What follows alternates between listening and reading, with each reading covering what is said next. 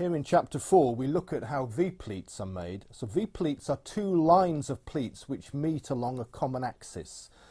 So here I'm going to show you how to make the basic formation by hand, with a square of paper folded first on a diagonal and then to open it.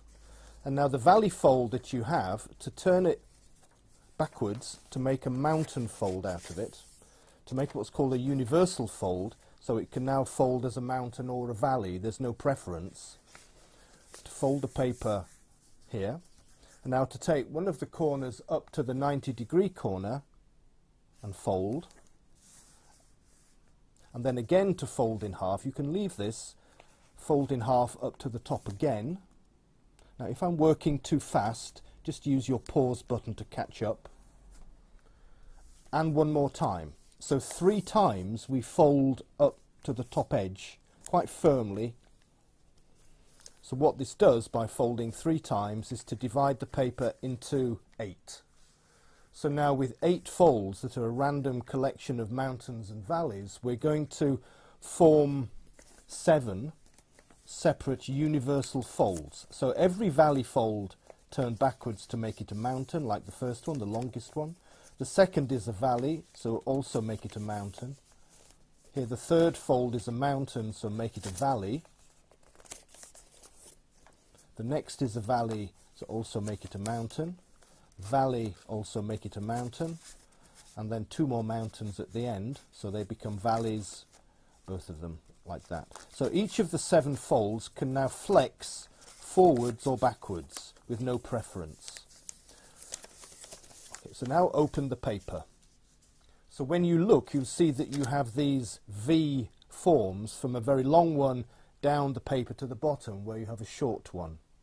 So now to pick the paper up and hold it with your thumbs on the front and fingers on the back, what we're going to do is to make the longest fold on the right into a mountain,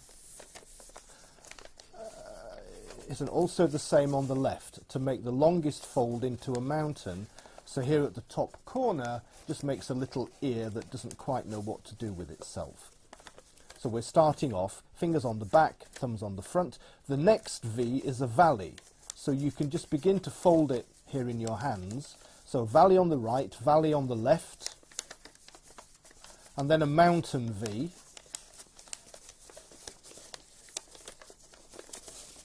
Here, so I'm working symmetrically in 2 hands, then collapsing the paper as I work, and then a valley after that, and slowly going down the sheet from top to bottom, just collapsing all of the V's.